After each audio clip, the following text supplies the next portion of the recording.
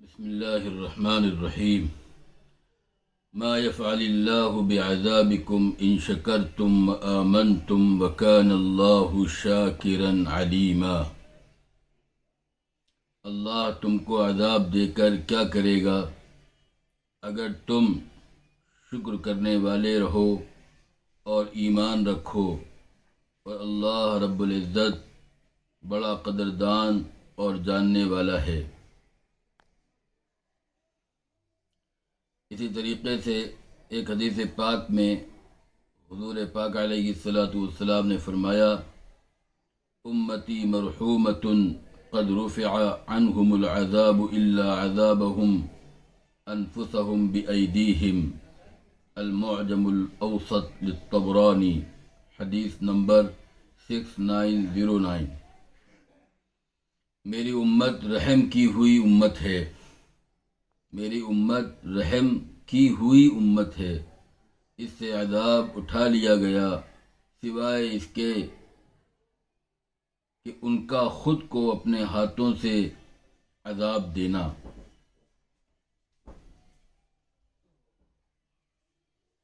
اور اسی طریقے سے اللہ رب العزت نے فرمایا: ما كان اللہ معذبہم وانت فیہم وما كان اللہ معذبہم وہم یستغفرون۔ اللہ ان کو عذاب نہیں دے گا جبکہ آپ ان میں موجود ہوں، اور اللہ ان کو عذاب نہیں دے گا جب تک وہ استغفار کرنے والے رہیں۔ اسی طرح اللہ رب العزت نے فرمایا: ان تنصروا اللہ ینصرکم ویثبت اقدامکم۔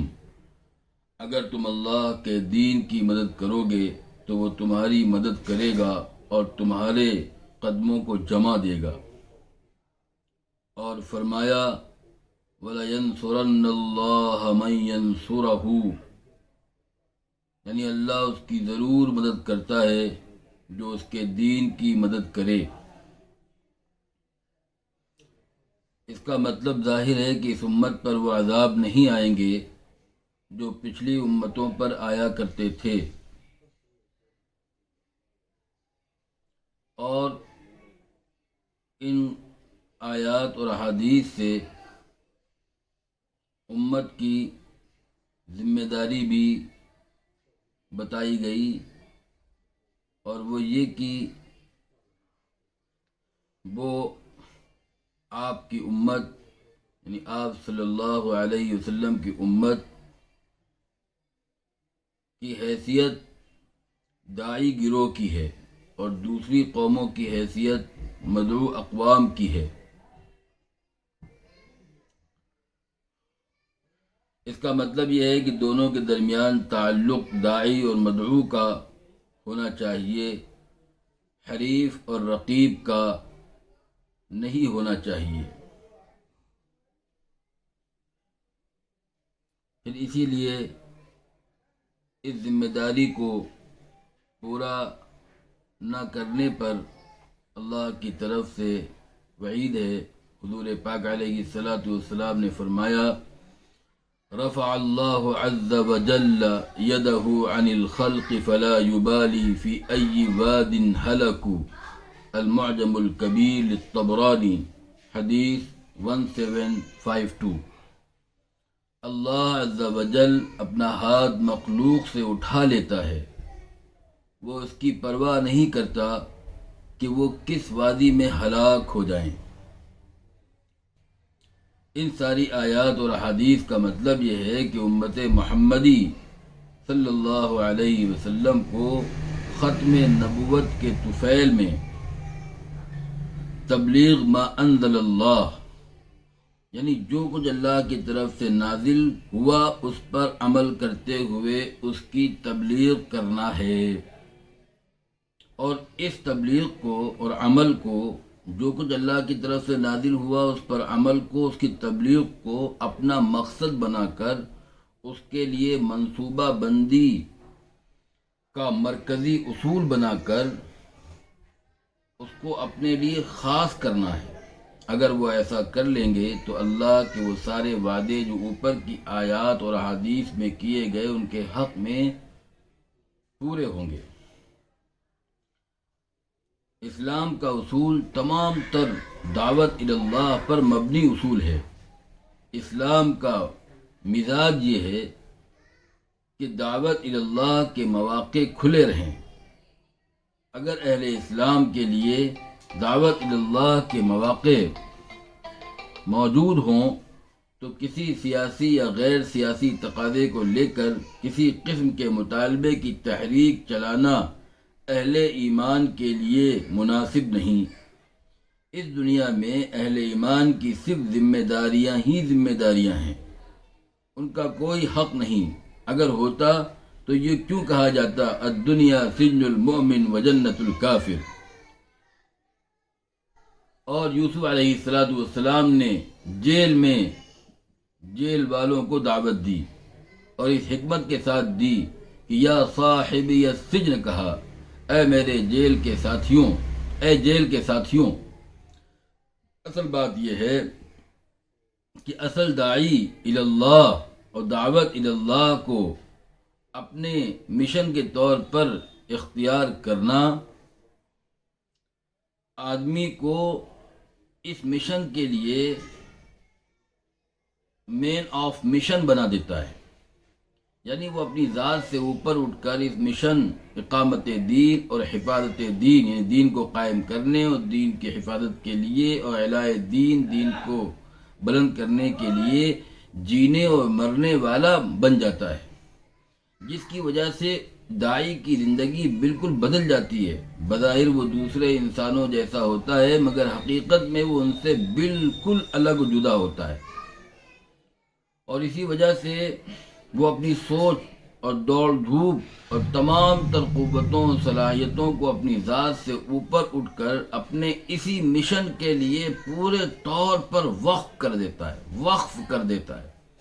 اصل داعی وہی ہے جو دعوت کے مشن کا مین آف مشن ثابت ہو، جو اسی مقصد کو لے کر سوئے، اسی مقصد کو لے کر اٹھے، اسی مقصد کو لے کے ٹھہرے تو اسی مقصد کو لے کر چلے تو اسی مقصد کے ساتھ۔ یہی وہ داعی ہے جو اصل داعی کہنے کا مستحق ہے۔ باقی سب دعوت کی محنت اور ماحول کی پیداوار ہیں، بس وہ تھوڑی محنت اور تھوڑی دعوت دے کر اپنے کو فارغ کر لیتے ہیں، دعوت کے لیے اپنے آپ کو وقف نہیں کرتے۔ یہی وہ اصل داعی ہیں جن کا اللہ کی طرف سے براہ راست انتخاب ہوتا ہے۔ یہی حقیقتاً اللہ کا لشکر ہیں جن کے ذریعے سے اللہ رب العزت باطل کو ختم اور حق کو قائم کرتا ہے۔ یعنی یہ بات سمجھنے کی ہے کہ مسلمان کی اصل حیثیت داعی کی ہے اور دوسری اقوام کی حیثیت مدعو کی ہے۔ مسلمانوں کے ساتھ جو وعدے اللہ کے ہیں وہ ان کے عمل کرتے ہوئے، شریعت کے عمل کرتے ہوئے، شریعت کے نفاذ یعنی شریعت کو نافذ کرنے، لاگو کرنے اور اس کی دعوت اور تبلیغ ما انزل اللہ، جو کچھ بھی اللہ کی طرف سے اترا اس کی تبلیغ کے ساتھ جڑے ہوئے ہیں، اور وہ ان کا معاملہ سارا کا سارا اللہ سے ہے، یعنی ان کا معاملہ بندوں سے نہیں ہے۔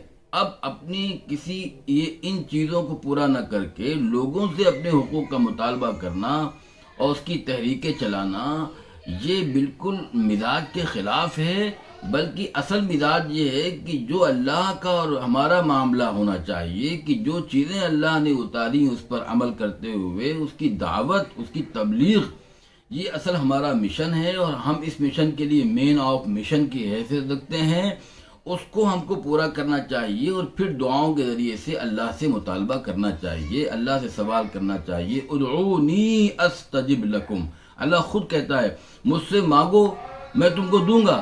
تو اللہ تعالیٰ ہمیں اس بات کو سمجھنے کی اور دوسروں سے مطالبے کرنے کے بجائے اللہ کی اس دی ہوئی ذمہ داری کو پورا کر کے اس مشن کو پورا کرنے اور اپنے آپ کو اس مشن کے لیے وقف کرنے کی توفیق نصیب فرما کر دعا کے اندر قبولیت پیدا کر کے دعاؤں کے ذریعے سے اللہ سے اپنے مطالبے پورے کرانے کی توفیق نصیب فرمائے۔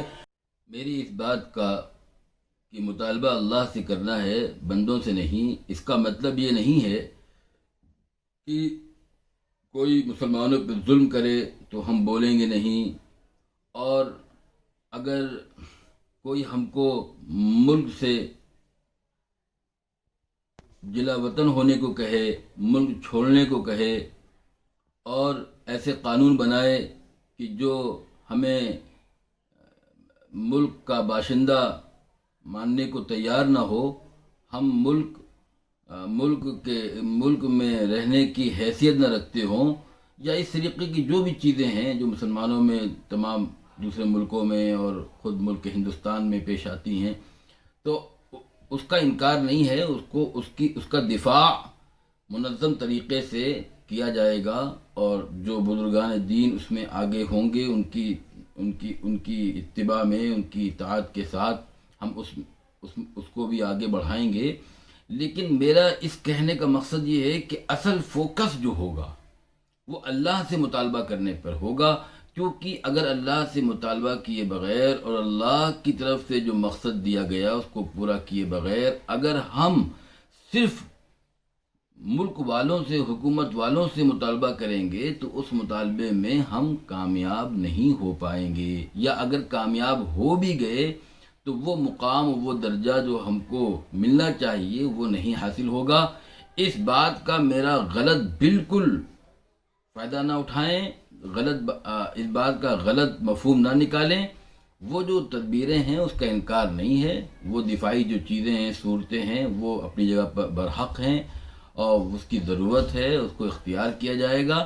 لیکن اصل فوکس جو ہوگا، اصل جو زور ہوگا، جو اصل توجہ ہوگی، وہ اللہ کے معاملے کو درست کرنے اور اللہ سے مطالبہ کرنے اور دعا کے اندر قبولیت پیدا کرنے اور اپنے آپ کو اس مشن پر لگانے اور مین آف مشن بنانے پر ہوگا۔